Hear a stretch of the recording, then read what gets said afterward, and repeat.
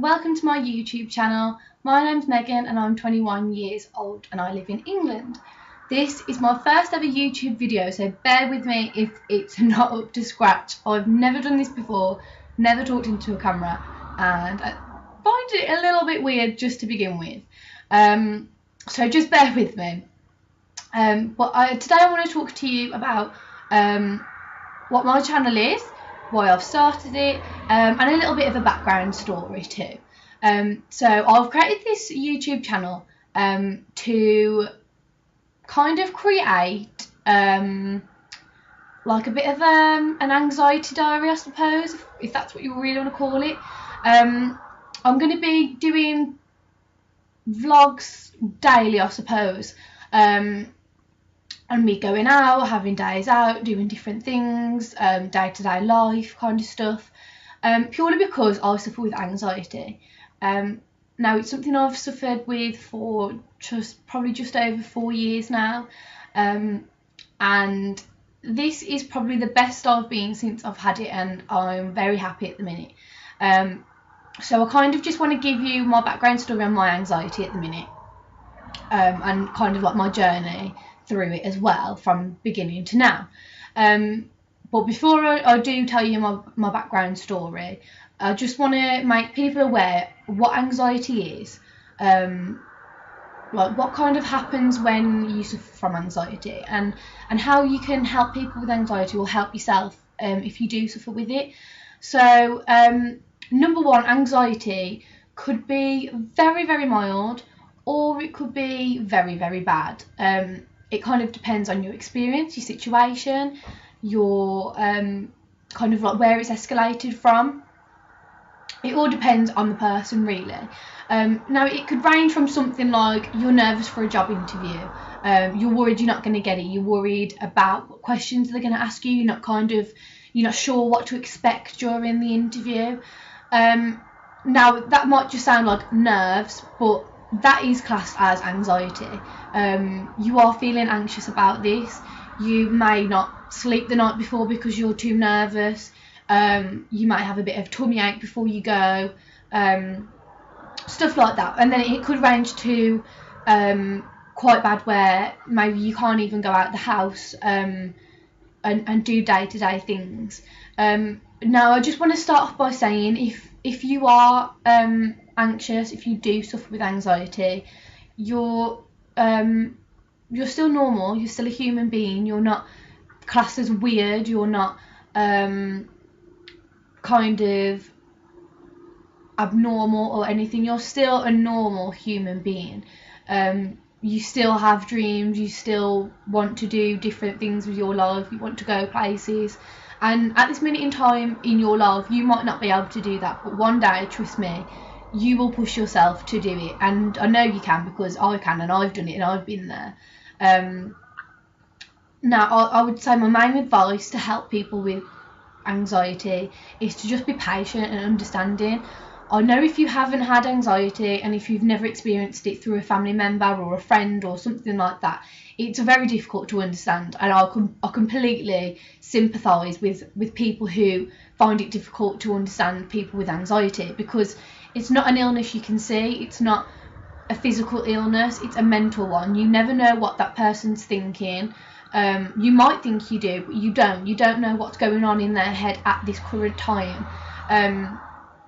So my advice is to just be very patient, help push them to get out the house as much as you can, and by that I don't mean forcing them to get out, like literally pushing them out the house.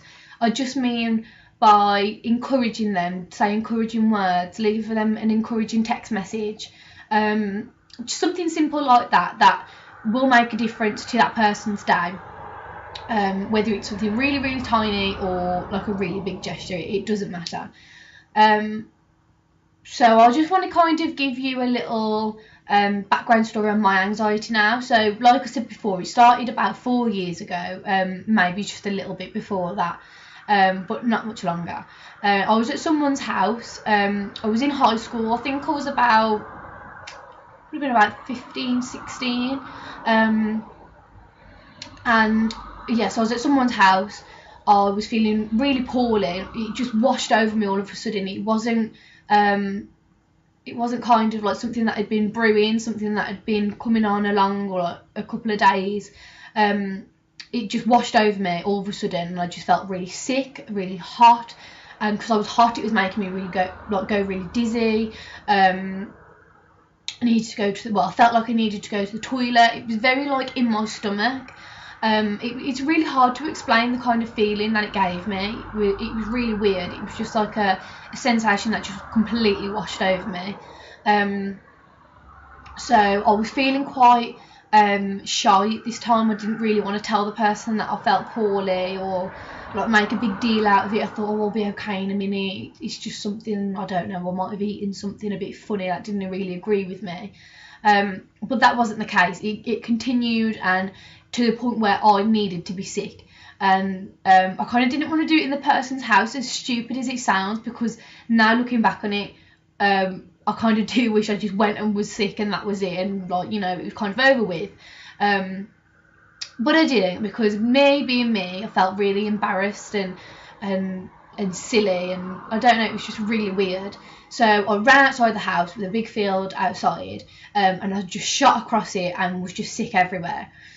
And then like, so I came back in the house, I was still feeling really sick. I didn't need to be sick again, I just felt it.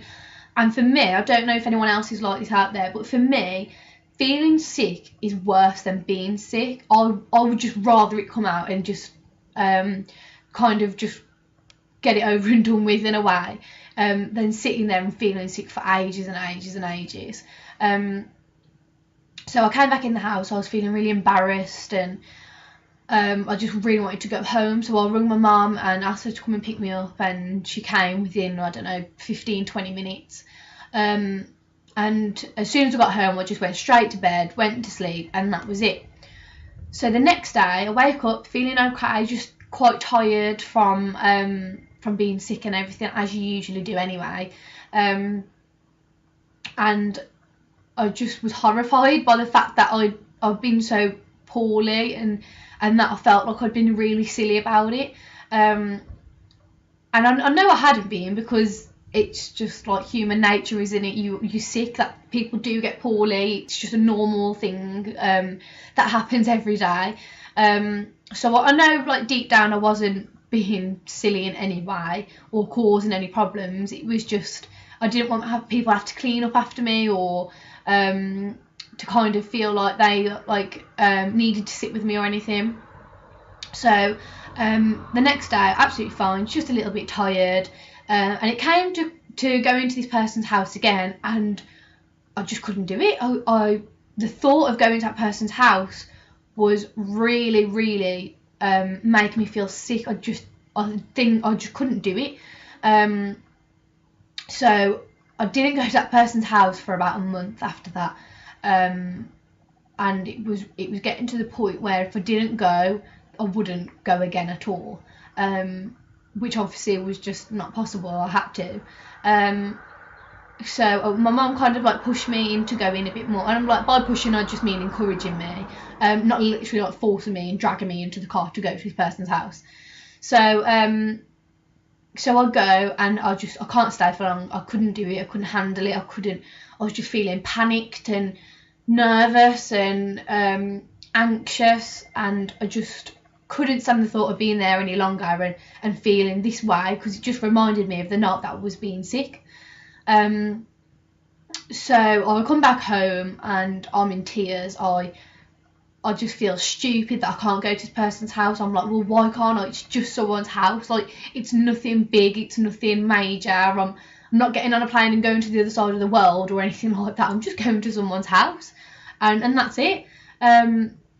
So it kind of was intimidating and scary to feel this way, and to think that I couldn't do something so simple. I felt really out of control. I didn't feel like I could do anything, and it kind of over time escalated into not being able to go shopping, not being able to just literally go up to Tesco's, which is like a 2-minute drive, not even that, from my house. I kind of cut off communication with friends, because it was just as I was leaving school, and like I didn't tell them that I was suffering with anxiety, because myself, like me myself, I didn't know I was suffering with anxiety. I thought it was just something that would it was a phase, it would go. And it wasn't until a couple of months later that I actually realised myself that I had anxiety. This was an illness that I did have. And I want to use the word illness, although I don't like it. I do want to use it because it's an illness you can't see. You don't know what people are thinking. You can't see into people's heads. You can't see their thoughts. I mean, it would be good if you could, because I think you'd get a lot more understanding in people out there. But you know, we're never going to be able to do that. You can't do that. So just bear in mind, people who don't suffer with anxiety, if you're watching this, just bear in mind that it's not an illness you can see. You're not going to look at someone and think, yeah, they've got anxiety, I can see that, because you don't. A lot of people who meet me and see me don't know that I have anxiety, and I don't bring it up unless I need to. But yeah, so like I was saying before, I kind of cut off communication with friends. Not like immediately, just like gradually over time. Like when they made plans, I was like, oh, I can't do that today, sorry, I'm a bit busy, or I've got to go somewhere else, I can't do that. Or making plans knowing full well that I wasn't going to carry them out, I was going to cancel last minute. And looking back on that now, that makes me really, really sad. To know that I let people down, and not just normal people, it was my best friends I was letting down, and missing out on so many good memories that I could have had with them. And it is a sad thing, and I don't like to dwell on the past, but like sometimes you can't help but do it, really, can you? That's just human nature, that's just who we are. So we got to about 16 years old, and I thought, I can't do this no more. This is not how I want to live my life. I want to be able to go out and do things, and knowing that I'm not going to feel nervous, or knowing that I'm not going to be sick or anything, or making sure that there are toilets there, that I can get somewhere private if I need to, if I feel poorly. So I went to the doctors with my mum. They advised me to go on antidepressants, which at 16 years old is quite a big thing to hear, I think, because you automatically think, well, I'm not depressed, I don't need antidepressants, they're for depressed people. I'm not depressed, I've got anxiety. And I kind of went into panic mode. I kind of thought, well, I don't want to go on that, I don't want to go on medication, I just wanted some sort of kind of like guidance, or I don't know what I was really looking for, to be honest, at that age and at that point in my life. And my mum kind of agreed with me. She was like, I don't want you going on antidepressants, you don't need them, you can do this on your own. So I went with my mum's advice. I didn't listen to the doctors. I didn't want, that's not something I wanted to do.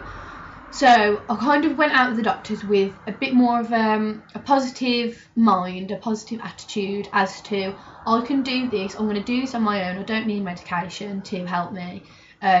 This is something I can control, it's my life, I can control this. So I kind of looked at counselling, I looked at support groups, but I never really followed them through, and I don't really have an explanation as to why I didn't follow it through, really. I think probably because I was nervous, because I didn't know what to expect. I didn't know like what kind of people you were going to get there, what age range you were going to get, if there was going to be someone like me, or if it was just someone completely different with anxiety. And at that point, I didn't want strangers to know my life. I didn't want them to know my anxiety. It was something I hid well, and that was fine, and that's how I wanted to handle it. So I kind of just thought, let's have a little look on the internet, let's see what kind of mechanisms I can do on my own. And I found something like an anxiety diary. So you would do numbers 1 to 10, and obviously you had the date of like the day you were writing in your diary, and you would circle the number that you felt most anxious. So number 1 was like the least anxious, number 10 was the most anxious. So you would circle the number that you thought, and then you'd kind of just do like a bit of an overview of the day, what you had done, times you'd felt anxious, where you were when you felt anxious, what time it was when you felt anxious, and all that kind of stuff. And I did this for 1 week solid, and I loved it. I thought it was brilliant. I thought it was really helping me. And then after the first week, because I think I was feeling better, I thought, well, I don't need it anymore. I don't need to do that. I'm getting better, that's fine. But that's not how it works. You don't just try something once and think, that's it, I'm better now, I can go and back to my old life and do what I could do before. It doesn't work like that. It doesn't, you can't just do one thing and think, well, that's it, I'm sorted now, I'm better. Because it just doesn't work like that, really. And I realised that after a couple of weeks of stopping the diary, and I kind of went back to how I was before, and more negativity was coming through, more than the positive thinking and stuff like that. And so I carried this on for a couple more years, and it was April this year, I think. Yeah, April this year, I went back to the doctors because I thought I've had enough. And I wasn't as bad as what I had been. I was improving, but it was this one time, April this year, I was supposed to go to the Harry Potter studios in Watford with my fiance. And I think it was about the week. I think it was the week before we were supposed to go. It was on a Sunday morning. I completely broke down in tears. I hadn't been sleeping well for a whole week, so I was very tired, and I just broke down to my mum and I said, I can't do it, I can't go. Just the thought of going right now is making me want to be sick. I feel ill, I'm not sleeping, I haven't slept well for a week, I can't do it. So my mum was like, well, if it's making you feel this bad, and if you feel this anxious, then I think it's a good idea that you don't go, that you kind of wait till you're at a point in your life where you feel like you can do something like this. So we rearranged the tour for August this year, so it's August now, so I'll be going in a couple of weeks' time, which I feel okay about. I haven't really kind of been panicking about it or thinking about it too much, really. It's just kind of, well, it's coming up and that's it. It's going to be a nice day. I love Harry Potter. It's like literally my favourite thing ever. So I'm quite excited about it, really. So after, at this time in April this year, I decided to go back to the doctors that I did need help. I could do it on my own, but I just needed that kind of support of medication. So I went back to the doctors. Again, they advised me to go on antidepressants. And I was more than happy to go on them this time. I thought, this is enough, I can't not go on them anymore. I need something to help me. So I went on the antidepressants. They really, really helped me. And like at first I was a bit anxious to go on them. I didn't really, I didn't want to become addicted to them. I didn't want to think that if I didn't take them that I couldn't do things. So I took them for a while, and I was feeling like a lot better. My anxiety was like becoming under control more. I felt like I could control it, not it controlling me. And I just felt like more positive, more I want to do this, not like I have to do this. Because sometimes I'd see things more of a chore than I would as something like good and exciting to do. So I was loving the kind of feeling I was getting from them, and I took those for a good couple of weeks. It was making me feel a load better, and then it got to a point where I thought, you know what, I don't really want to be on these anymore. I don't want to have to rely on them. I want to be able to do this on my own, and I can do it on my own. And I was feeling this feeling a lot more strongly. I knew I could do it this time. There was just something in me that was telling me that I can do it, and I will do it, no matter how long it takes to do. So I gradually come off my antidepressants and started taking calms, which are just amazing. These are my calms. I don't know if you can see those. Is it too bright? There we go.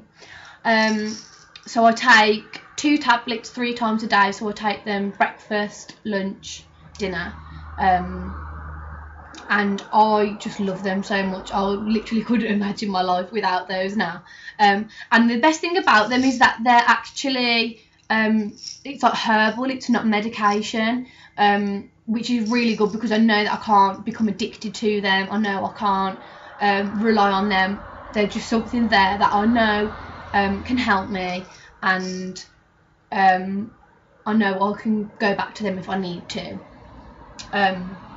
So yeah, so that's kind of my my background story. Sorry it's been so long-winded, but I just want you to get like the idea of my journey, so you can relate to these vlogs that I'm going to be doing.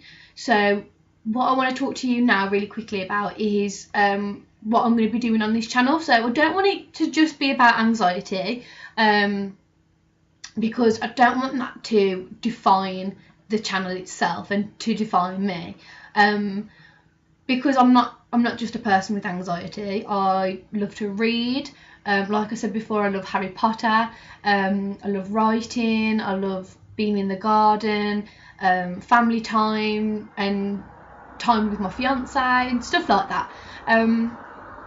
So my aim for my channel is to do vlogs, as many as I can really. I'm not going to give set dates at the minute for like days I do my vlogs, so they're not going to be up every Monday, or not going to be up every Wednesday or anything like that.